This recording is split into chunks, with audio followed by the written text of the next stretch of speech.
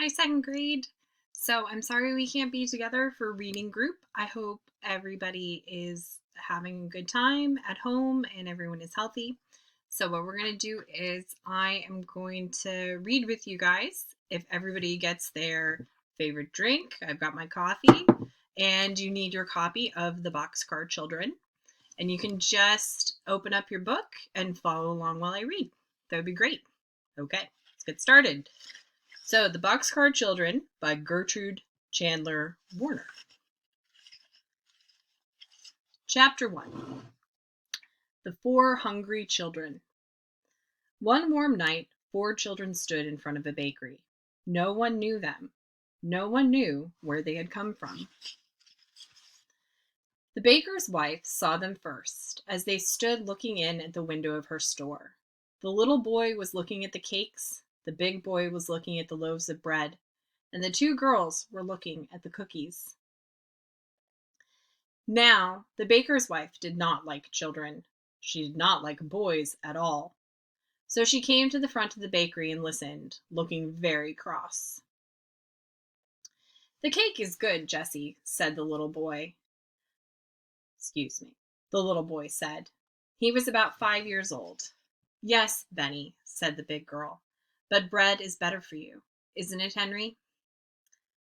"Oh, yes," said Henry. "We must have some bread, and cake is not good for Benny and Violet." "I like bread best, anyway," said Violet.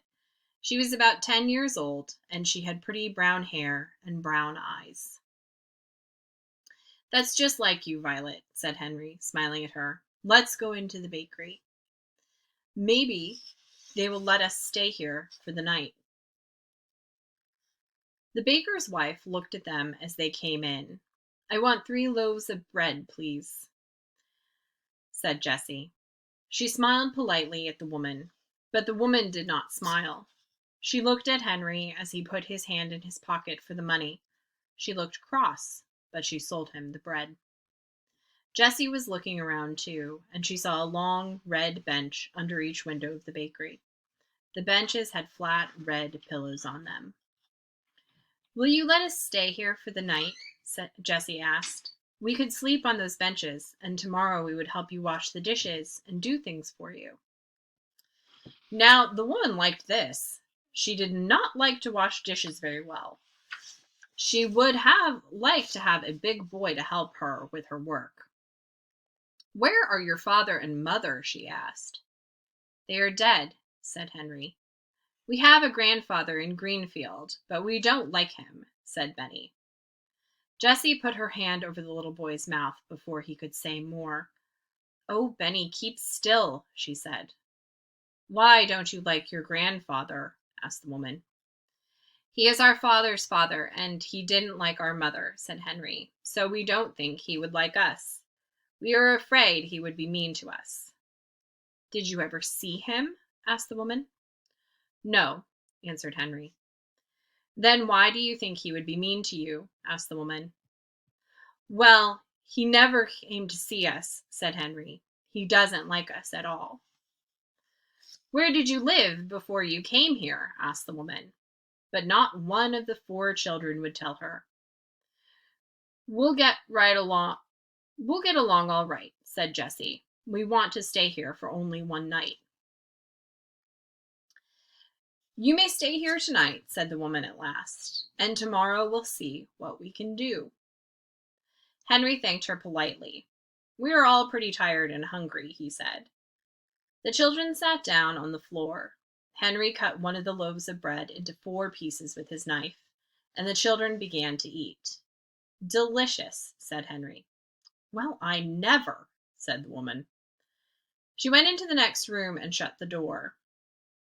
"I'm glad she is gone," remarked Benny, eating. "She doesn't like us."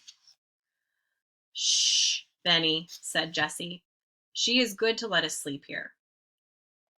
After supper, the children lay down on their red benches, and Violet and Benny soon went to sleep.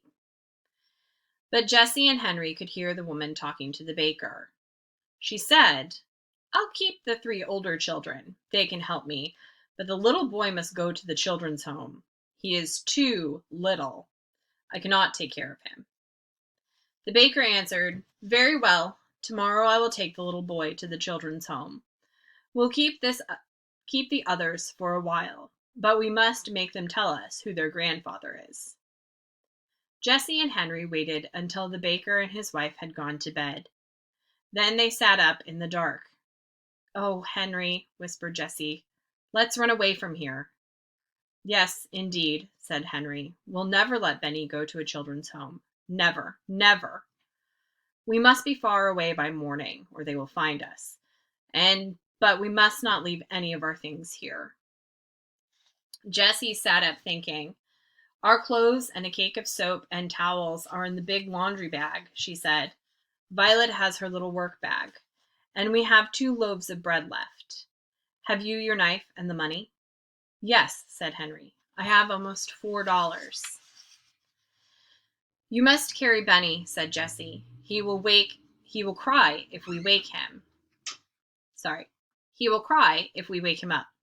But I'll wake Violet." "Shh! Violet, come. We are going to run away again. If we don't run away, the baker will take Benny to a children's home in the morning."